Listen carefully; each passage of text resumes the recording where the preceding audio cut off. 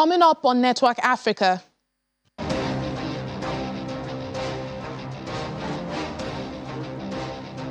Former Governor of Lagos State, Asiwaju Bola Tinubu, wins the presidential ticket for Nigeria's ruling party, All Progressives Congress. The President of Ghana, Nana Akufo-Addo, visits Nigeria. Plus,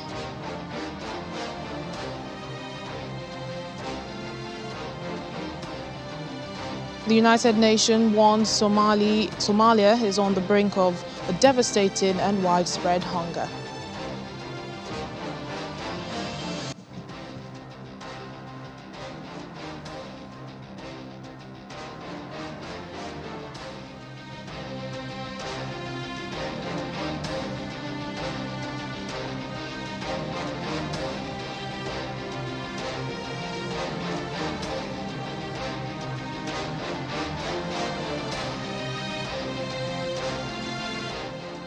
Hello and welcome to the program today. I'm Layo Olarinde. There's a lot of stories happening here in Nigeria, including the former governor of Lagos State clinching the presidential ticket of the All Progressives Congress.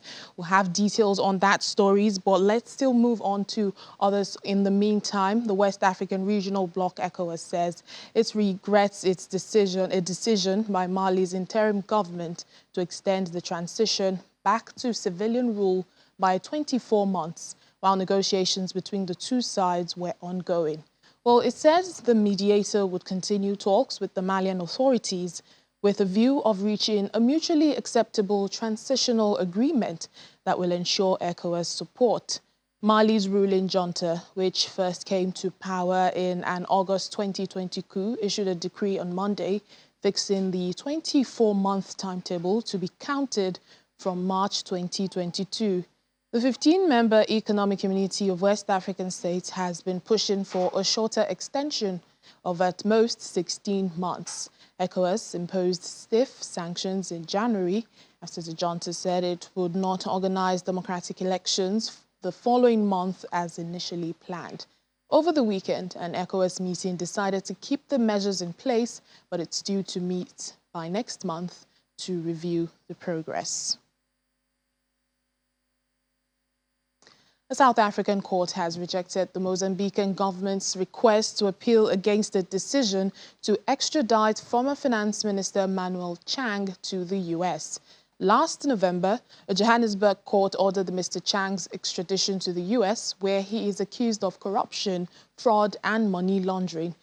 But the Mozambican government petitioned the South Africa's Constitutional Court for authorization to appeal against the sentence. The government in Mozambique had wanted him to be extradited to Maputo, where 19 suspects are on trial for similar charges. Well, the crimes against Mr. Chang relate to loans taken by Mozambique during his tenure as finance minister. The former finance minister has been in custody in a South African prison since his arrest following an indictment in a New York district court. He was arrested while he was on transit to the United Arab Emirates.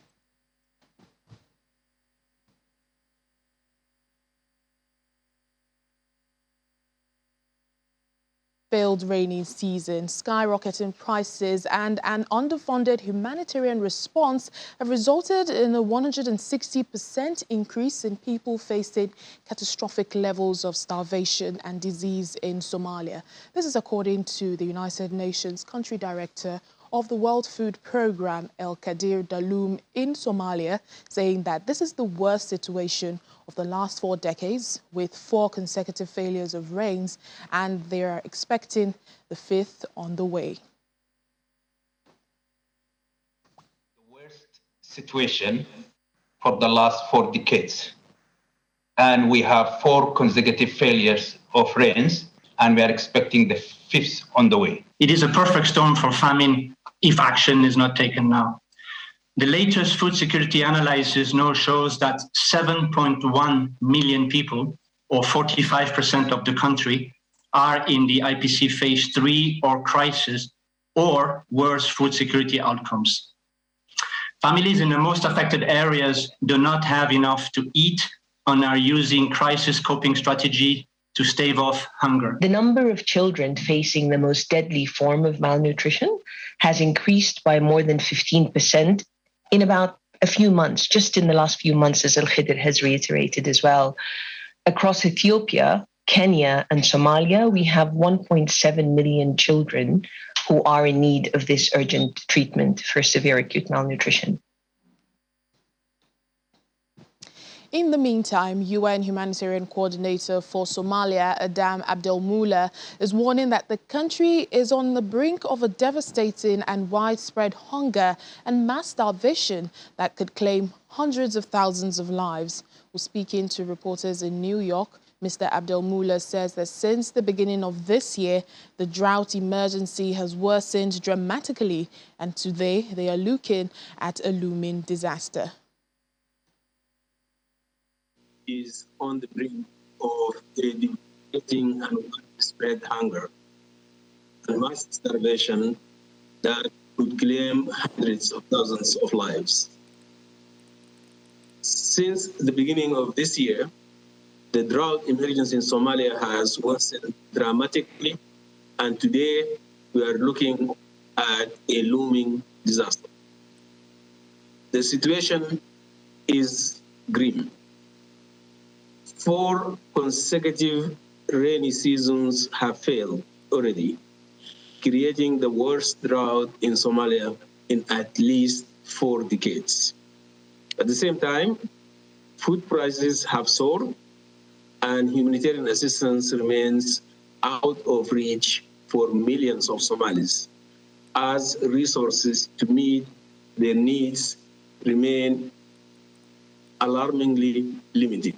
In our analysis, the drought has so far affected 7 million people, displacing over 805,000 from their homes. Recently, some areas received moderate scattered rains, but these were not enough to alleviate the severe drought conditions. As we speak, 7.1 million Somalis, and that's close to 50% of the population, are facing crisis-level food insecurity or worse. And that will continue through September at least. And of these, 213,000 people will face catastrophic hunger and starvation, representing a 160% increase since April. A little over 50% of its wheat. Nigeria, Ghana and other West African countries should pull together to advance growth on the African continent. Well, this formed the thrust of the speech of Ghana's President Nana Akufo-Addo at the Metropolitan Club in Lagos. The President of Ghana also criticized unconstitutional regime change across Africa. Our correspondent Olumide Macaulay reports. It's a sunny day in the city of Lagos. And inside the Metropolitan Club, a cooler ambience lends to a warm reception of the good fellas, the members, a who's who of high society. The gallery of Metropolitan Club presidents of yore, living and dearly departed, looked down as though to give a nod of approval. Nice to meet you. Thank you so much. Thank you so much. To the arrival of the President of Ghana, Nana Akufo-Addo,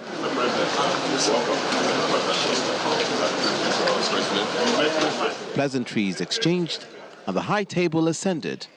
The stage is set. Ghana needs that touch of African Renaissance. It wasn't Ghana Renaissance, it was African Renaissance. And Your Excellency, till today, that touch is still alive. I recall in my primary school days, in the 40s, the leading role which the Gold Coast played in the 40s and 50s in liberation of Africa. Now the moment they've all been waiting for, the President of Ghana, who emphasizes the importance of partnership between both countries. It has given us a good sense of how important it is to strengthen our unity and solidarity, and has intensified in us the motivation, if any was needed, to be self-reliant. He also strikes a salient chord on regime change in West Africa and security in the sub-region. Unconstitutional regime changes retard the growth of countries. As much as the drivers are largely domestic, the international dimension can also not be overlooked. Foreign involvement in fomenting unconstitutional changes, often in favor of repressive governments, foreign economic interests, and other would-be geopolitical benefits are also contributory factors. However, the reality is that these sanctions have not been applied uniformly. Whilst we are quick to sanction military coup leaders, civilians who achieve similar ends via the manipulation of constitutions to remain in power, for example, go without sanctions. A toast and photo ops bring the luncheon to a close, and without further aplomb, the president of Ghana takes his leave. Promoting good bilateral relations between Nigeria and Ghana is important for the collective growth of sub-Saharan Africa, a posture that the president of Ghana, Nana Akufo-Addo, has not been shy to enunciate. Reporting from Lagos, Olumide Makoli, Channels Television News. Russia's invasion of Ukraine is complicating matters for Sudan farmers, driving prices for inputs such as fertilizers and fuel to new highs. Well, the farmers say that this puts current and future seasons in jeopardy, especially in the country that is unstable, where the humanitarian situation has deteriorated. On the fertile clay plains of Sudan's Gezira scheme, farmers would have normally started tilling the soil weeks before planting out rows of sorghum or peanuts, sesame, and other cash crops. Instead, a country stalked by sharply rising hunger, swathes of the 8,800 square kilometers agricultural project lie untouched. Farmers say the government, which has been cut off from billions of dollars in international financing following a coup in October, failed to buy their wheat under promised terms earlier this year. That, they say, means they did not have the money to fund the new crop now. Russia's invasion of Ukraine has further complicated the outlook, driving prices for inputs such as fertilizer and fuel to new highs. That puts current and future seasons in jeopardy, the farmers say, in an unstable country where the humanitarian situation has deteriorated, and it's unclear how authorities will afford to finance imports of increasingly pricey food. Price of gasoline went up from between 43 to 50,000 Sudanese pounds last year to 170,000 Sudanese pounds now. Last year, preparing the 3 fedan, which is the equivalent of 12,000 square meters of farm, would cost 10,000 Sudanese pounds. Now, it costs 30,000 Sudanese pounds. It is triple the price. The cost of fuel for farmers rose more than 6,500% in 2021 from a year earlier, according to a UN Food and Agriculture Organization report published in March. The price for fertilizer, normally provided under the wheat purchase agreement, rose 800%, causing farmers to cut back on its use. As you can see, the storage facility is in dire shape. If it rains, I will be sent straight to jail, no question. I didn't prepare the new batch because all my capital consists of wheat, and wheat costs 26,000 Sudanese pounds. The report also blamed erratic rains, pest infestations, conflict and irrigation issues for a drop of more than 35% in production this year of Sudan's 3 key staples, wheat, sorghum, and millet. This year, the FAO says Sudan faces a rare sorghum deficit. The cost is expensive here because of so many reasons. One of them is the cost of production, the cost of seeds, certified quality seeds, it's very expensive here. The soil here is also very poor in terms of yield per hectare. The quality of the soil is such that it does not encourage high yield per hectare of production because of continuous use. The cost of other imports. The UN World Food Programme estimates that the number of people facing crisis or emergency levels of hunger, the stages preceding famine, will double this year in Sudan to 18 million, out of a population of 46 million, and Sudan's food security worries could get worse. Still ahead on the program.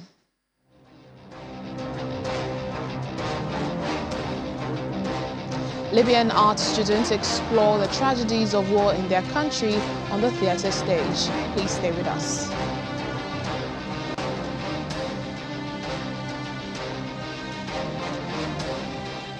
Welcome back to the program.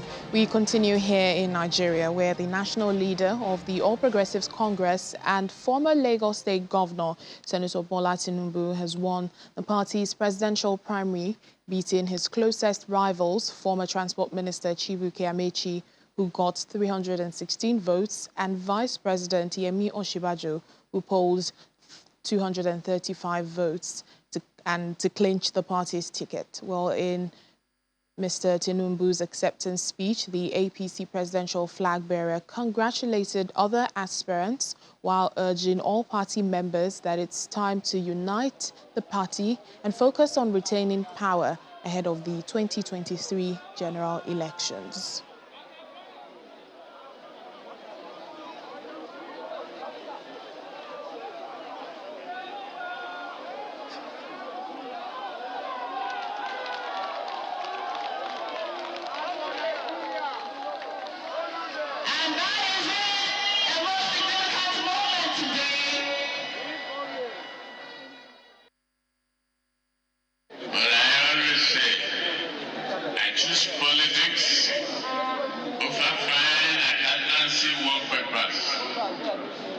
And it is only through this channel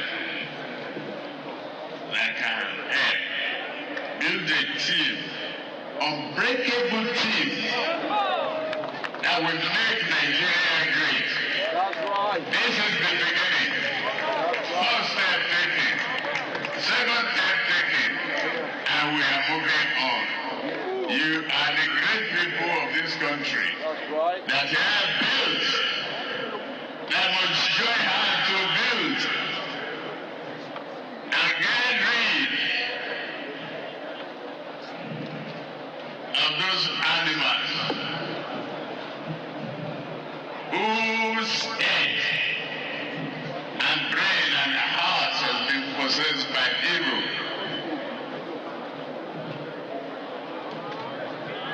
Mr. President, I'm sorry that I'm keeping you waiting too long since yesterday. But this is the time to take a revenge. You have taken me too long too sometimes.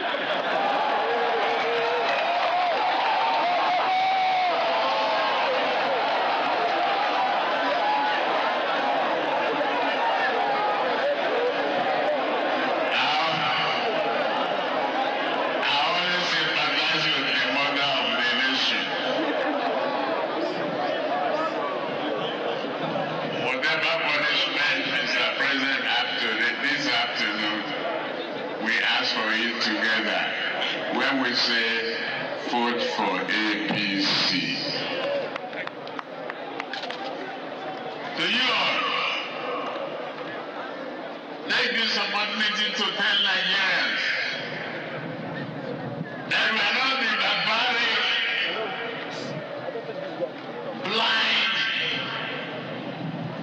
human beings they think we are. They are setting us against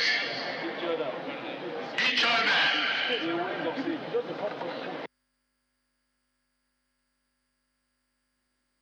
Well, in other results, the Senate President Ahmed Lawan scored 152 votes, Governor of Cross River State 37, Governor of Kogi State Yahaya Bello had 47 votes.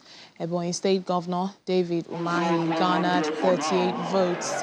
Ahmed Sani received 4 votes, while former Minister of Science and Technology, Bunaya Onu, and former Minister of State for Education, Professor Emeka Wajiba, got 1 vote each. Meanwhile, Pastor Tunde Bakare, former Imo State Governor Rochester Okorocha, Tien Jack Rich, and Ikyo Basi Mokelu got 0 votes each. It was a long drawn battle as the voting process went on through the night up till this morning before the sorting and counting process.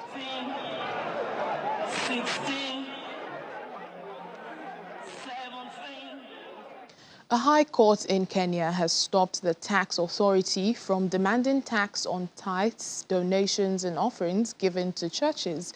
Well, the Kenya Revenue Authority, KRA, had demanded 5.5 million Kenyan shillings from Thika Road Baptist Church in unpaid taxes, arguing that it failed to produce a tax exemption certificate. Churches in Kenya are exempted from paying taxes on tithes, but the KRA has insisted they must get the exemption. Justice David Majanja says he is quoted as saying that he therefore finds and holds that since tithes, offerings and free will donations are not income chargeable with income tax, it is not necessary for the church to seek an exemption. According to the judge, the KRA fails to demonstrate that tithes, donations and offerings are gains and profits, employment or rights granted for use of property or any other form of recognized income by the Income Tax Act. The United States says it welcomes progress in aid reaching Ethiopia's northern regions, including Tigray, where millions of people have been in dire need of essential emergency supplies for months. Relief agencies have long accused the Ethiopian government of implementing a de facto blockade and hindering access to Tigray.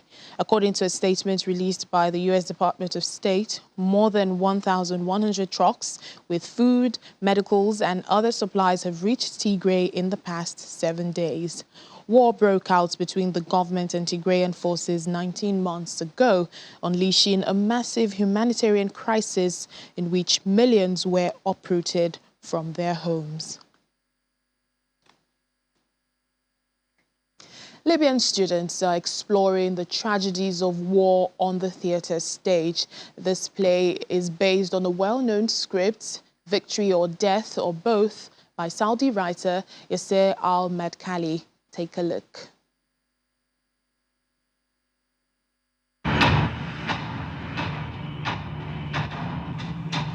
Wearing military fatigue and makeup to appear paler, a group of Libyan students performed the roles of dead soldiers, figures from a play exploring the tragedies and deceptions of war in Libya's coastal city of Misrata.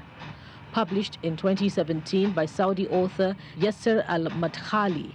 The play, Victory or Death or Both, was revisited by Libyan director Rabi Al-Ubaidi, who wants to speak of the tragedy and the victims of war, who are the youth. With this play, it is the tragedy that all Arab people suffer, not only Libyans. We know that the theatre is the only place where Libyans can agree, regardless of their political, ethnic, or tribal differences.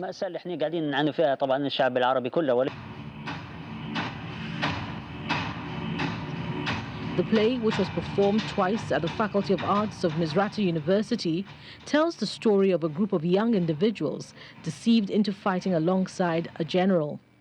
The drama brings to light the Libyan reality and includes more than one side: the side of the military, the reality of the youth in wars, and more than one voice coming from the suffering society. They are dead soldiers under the illusion that they have come back to life, and they are reproaching the general for his promises and for the way he treated them while they were alive.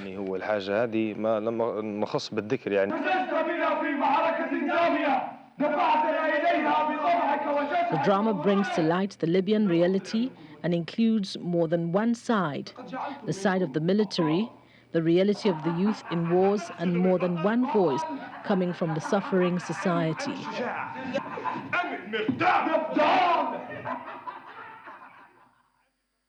And that's it on the program today. Thank you for watching. I'm Layo Olarinde. Bye for now.